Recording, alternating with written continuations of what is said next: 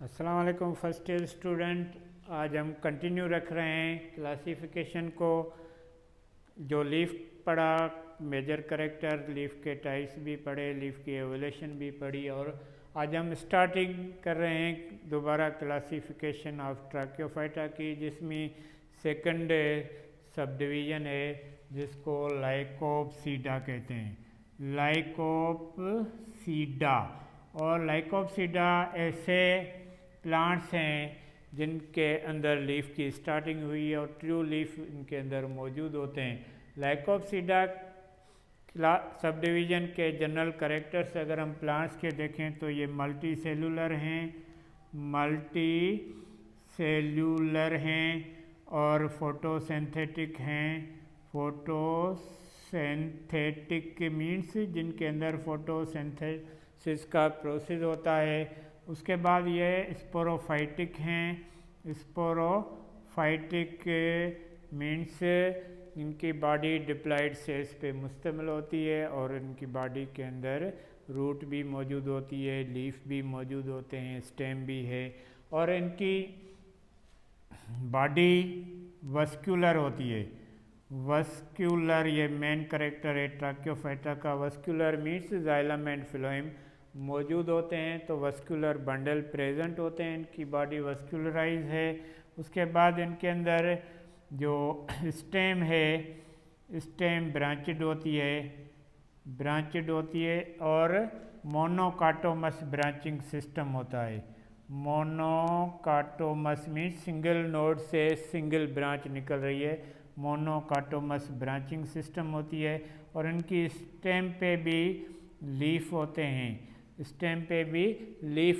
Leaf इनके simple होते हैं और यूनी वेंड होते हैं, सिंगल वेन पे मुश्तमिल होते हैं, सिंगल वेन्स पे मुश्तमिल होते हैं। दो टाइप के लीफ होते हैं इन प्लांट्स के अंदर। एक वेजिटेटिव लीफ हैं, वेजिटेटिव जिनको स्केली लीफ कहते हैं, जिनके अंदर फोटोसिंथेसिस का प्रोसेस होता है। दूसरा स्पोरोफिलस लीफ होते हैं, जिनके अंदर रिप्रोडक्टिव स्ट्रक्चर प्रोड्यूस होता है, जिसमें स्पोर्स की फॉर्मेशन होती है। तो दो टाइप के लीफ होते हैं, वेजिटेटिव जिनके अंदर फोटोसिंथेसिस का प्रोसेस होता है, स्पोरोफिलस लीफ भी होते हैं इनके अंदर, जिनके अंदर रिप्रोडक्टिव स्ट्रक्चर प्रोड्यूस होते हैं। उसके बाद इनकी ब्रांचेस के नोड से एडवांटेशियस रूट निकलती है। मीन्स रूट इनके अंदर प्रॉपर ट्रू रूट जो सीड से निकलती है वो नहीं है, क्योंकि ये सीडलेस प्लांट है, इनके अंदर सीड का कॉन्सेप्ट नहीं है। तो इनकी जो ब्रांचेस के नोड हैं उन नोड से रूट निकलती हैं, जिनको एडवांटेशियस रूट कहते हैं।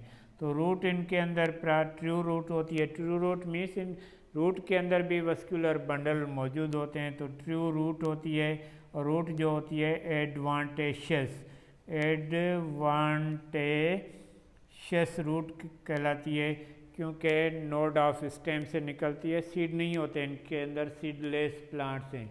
उनके बाद लाइकोप्सीडा के प्लांट्स के जो करेक्टर्स हैं, तो ये बेसिकली क्लब मास भी कहलाते हैं। क्लब मास इस वजह से कहलाते हैं कि ब्रांचेस की टिप पे बिल्कुल क्लब टाइप स्ट्रक्चर प्रोड्यूस होता है, रिप्रोडक्टिव स्ट्रक्चर प्रोड्यूस होता है, जिसके अंदर गेमिटिजियम की प्रोडक्शन होती है, एंथ्रीडियम एंड आर्चिगोनियम की प्रोडक्शन होती है।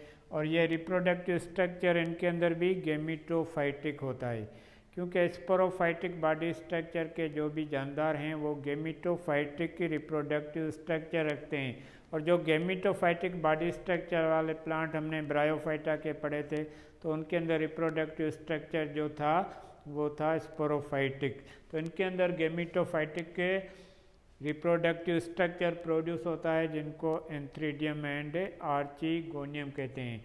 और ये जो प्लांट्स होते हैं दो टाइप्स के होते हैं according to the base of reproductive structure. Homosporous भी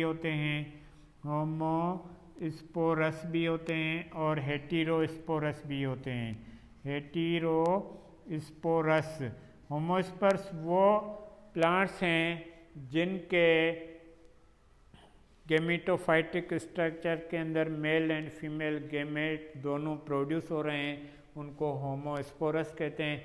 हेटेरो में क्या होता है, डिफरेंट टाइप के गेमिटोफाइटिक में मेल अलग होता है, फीमेल अलग होता है, उसके अंदर प्रोडक्शन होती है रिप्रोडक्टिव गेमेट्स की, तो उनको कहते हैं हेटेरोस्पोरस। तो इसके अंदर जो प्लांट्स आ रहे हैं उनमें टोटल 5 स्पेशीज जिंदा हैं, धरती पे मौजूद हैं। उनमें जो एग्जांपल दिया गया है कि सिलेजीनीला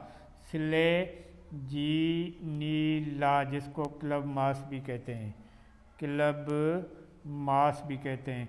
इसकी अगर हम स्टेम देखें तो स्टेम इनकी ब्रांचेड है, मोनोकाटोमस ब्रांचिंग सिस्टम होता है, और पूरे स्टेम पे लीफ होते हैं, ब्रांचेस पे भी लीफ होते हैं। लीफ सिंगल होते हैं, यूनिवेंड होते हैं और ग्रीन कलर के होते हैं। पूरी बॉडी पे स्टेम की या ब्रांचेस पे ये लीफी होती है, और इनकी स्टेम जो है ग्राउंड पे स्प्रेड होती है, इरेक्ट नहीं होती, ग्राउंड पे स्प्रेड होती है। और इनके लोअर सरफेस से जो नोड्स होते हैं उनसे एडवांटेशियस रूट निकल के ज़मीन के अंदर पेंट्रेट होती हैं, वहाँ से न्यूट्रिशन मिनरल्स फार्म में ऑब्जर्व एंड वाटर करके सप्लाई करती हैं। तो ये ग्राउंड पे स्प्रेड होते हैं। मोनोकाटोमस ब्रांचेस सिस्टम में सिंगल नोड से सिंगल ब्रांच निकल रही है, तो ये मोनोकाटोमस ब्रांचिंग सिस्टम कहलाता है। पूरी बॉडी इनकी लीफी होती है, ब्रांच हो चाहे स्टेम हो, पूरी बॉडी लीफी होती है, लीफ से कवर होती है। लीफ छोटे होते हैं, इनके ग्रीन कलर के होते हैं और सिंपल होते हैं, बाकायदे यूनिवेंड होते हैं। और सिलेजीनीला की बॉडी का स्ट्रक्चर भी बुक में दिया गया है। देखो उनकी स्टेम पूरी ब्रांचेस है और सोइल पे ग्राउंड पे स्प्रेड है, उनसे ब्रांचेस निकल रही हैं। वो ब्रांचेस भी मोनोकाटोमस है, सिंगल नोड ऑफ ब्रांच से सिंगल ब्रांच निकल रही है, तो इसको कहते हैं सिलेजीनीला का प्लांट जो लाइकोप्सिडा के अंदर रखा गया है। तो बिल्कुल ये सिंपल प्लांट हैं। इनमें जो ट्रैक्योफाइटा के करेक्टर हैं कि इनके बॉडी स्पोरोफाइटिक है, वस्कुलर बॉडी है, और इनके अंदर ट्रू रूट भी मौजूद है, स्टेम भी मौजूद है, जाइलम एंड फ्लोएम भी मौजूद हैं। तो ये बिल्कुल होमोस्पोरस भी हैं और हेटेरोस्पोरस में भी मौजूद होते हैं। तो ये लाइकोप्सिडा का सब डिवीज़न है ट्रैक्योफाइटा की, जिसमें बिल्कुल सिंपल प्लांट्स आ रहे हैं।